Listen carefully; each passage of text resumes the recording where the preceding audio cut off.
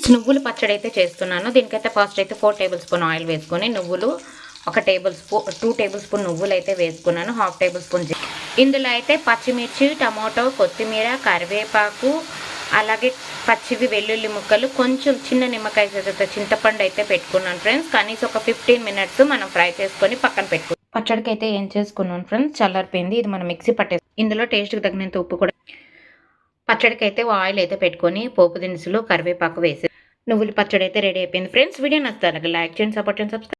Friends నువ్వుల పచ్చడి అయితే చేస్తున్నాను. దీనికైతే ఫస్ట్ అయితే 4 టేబుల్ స్పూన్ ఆయిల్ వేసుకొని నువ్వులు 2 టేబుల్ స్పూన్ నువ్వులు అయితే వేసుకున్నాను. హాఫ్ టేబుల్ స్పూన్ ఇందులో అయితే పచ్చిమిర్చి, టమాటో, కొత్తిమీర, కరివేపాకు, అలాగే పచ్చివి వెల్లుల్లి ముక్కలు, కొంచెం చిన్న నిమ్మకాయ సైజంత చింతపండు అయితే పెట్టుకున్నాను ఫ్రెండ్స్. కనీసం ఒక 15 మినిట్స్ మనం ఫ్రై చేసుకొని పక్కన పెట్టుకున్నాం. పచ్చడికి అయితే ఏం చేసుకున్నాను ఫ్రెండ్స్, చల్లారిపోయింది. ఇది మనం మిక్సీ పట్టేసి ఇందులో టేస్ట్కి తగినంత ఉప్పు కూడా.